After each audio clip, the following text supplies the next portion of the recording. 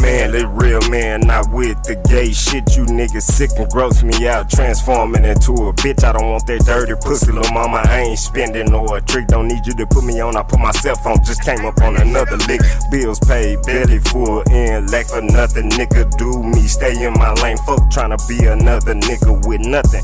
Brainwashed and continue lied to our social media. Censor everything real good into destruction. In 1984, Charlie Reese of the Orlando Sentinel wrote the following, still true today.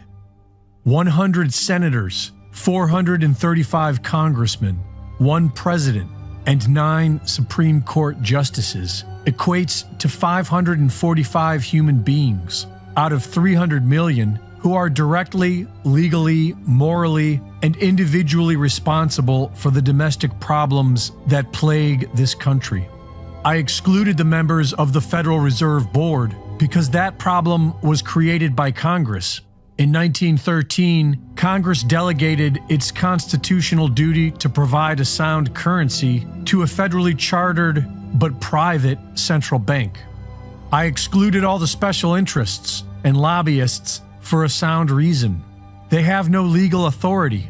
They have no ability to coerce a senator, a congressman, or a president to do one cotton-picking thing. I don't care if they offer a politician $1 million in cash. The politician has the power to accept or reject it. No matter what the lobbyist promises, it is the legislator's responsibility to determine how he votes. Those 545 human beings spend much of their energy convincing you that what they did is not their fault. They cooperate in this common con regardless of party.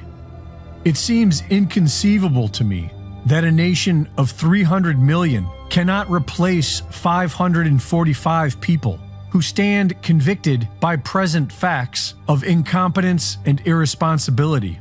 I can't think of a single domestic problem that is not traceable directly to those 545 people. When you fully grasp the plain truth that 545 people exercise the power of the federal government, then it must follow that what exists is what they want to exist. If the tax code is unfair, it's because they want it unfair. If the budget is in the red, it's because they want it in the red. If the Army and Marines are in Iraq and Afghanistan, it's because they want them in Iraq and Afghanistan. If they do not receive Social Security, but are on an elite retirement plan not available to the people, it's because they want it that way. There are no insoluble government problems. Do not let these 545 people shift the blame to bureaucrats, whom they hire and whose jobs they can abolish, to lobbyists whose gifts and advice they can reject, to regulators to whom they give the power to regulate and from whom they can take this power. Above all, do not let them con you into the belief that there exists disembodied mystical forces like the economy, inflation, or politics that prevent them from doing what they take an oath to do. Those 545 people, and they alone, are responsible. They and they alone have the power.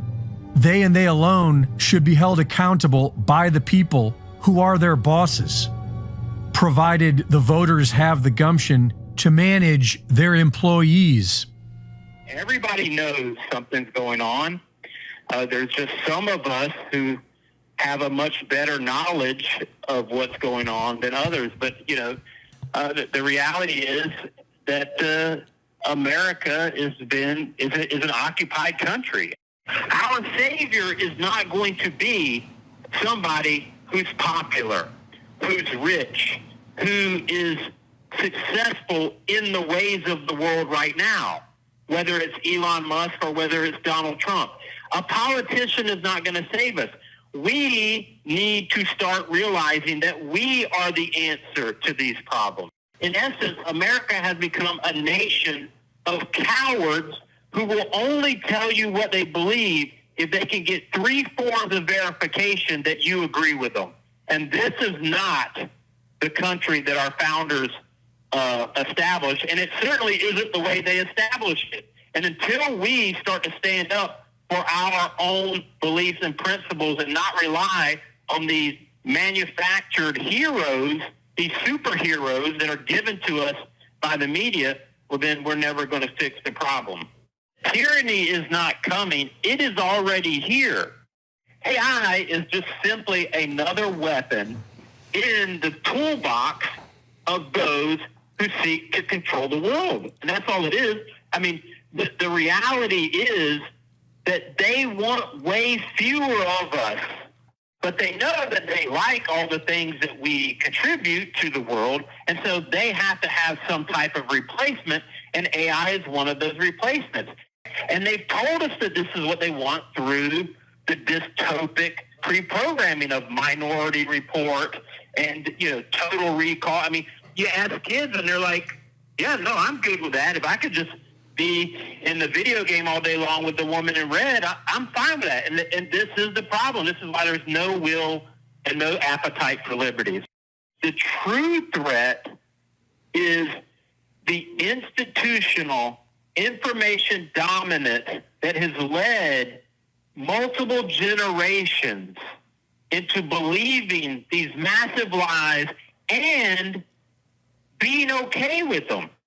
This is the problem, that people have been conditioned and uneducated and miseducated into not even caring. You have confused women because there's no men. You have confused men because they've been bashed by a society, right? Then you have our kids being, it is such a mess.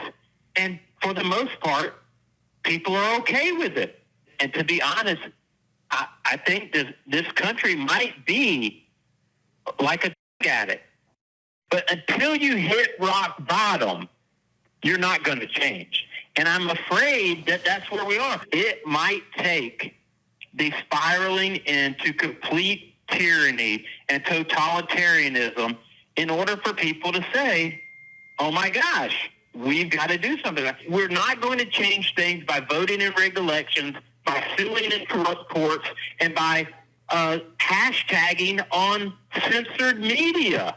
What is it going to take to get Americans in the street? Apparently, they might never end up in the street. I mean, hell, we might be all dead from nuclear war and cricket before anybody ever gets in the streets. If we're going to survive this tyranny, if we're going to recapture America, because our republic's way, way far gone, and we're going to have to proselytize around liberty. And that is how unconventional warfare works. My God, America is a third world country that has to be recaptured under the banner of liberty. And it's going to be a lot of work, and we have to first start by identifying that the work needs to be done.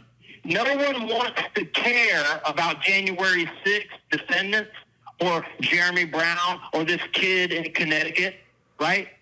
But now that it's happened to Trump, now everybody cares, right? And see, we're never going to win that way. Why has it taken years and something happening to a single man who had the ability? I mean, he has billions of dollars. He could pay for all the January 6th defendants' legal fees. He told my elderly mother at Mar-a-Lago to her face, if I'm elected, I'll pardon your son. This is why I'm critical of President Trump.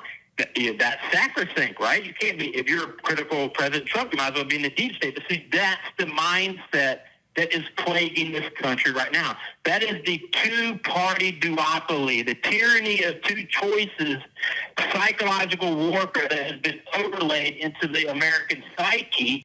It's not about one man. That this has been happening to Americans for years, and why hasn't that upset us? What these politicians do is not service. Service is of yourself, not making yourself rich. Nobody cares. I mean, nobody likes it when I say standing armies are unconstitutional. This is the massive standing army military-industrial complex that the Constitution prohibits and that the founders feared and yet You can't say that today because everyone thinks that a standing army has just been around ever since the Constitution. No. In fact, I think it was until World War I. Everything is completely out of whack because nobody knows anything about anything. Everybody needs to start paying attention to observations and making their own conclusions.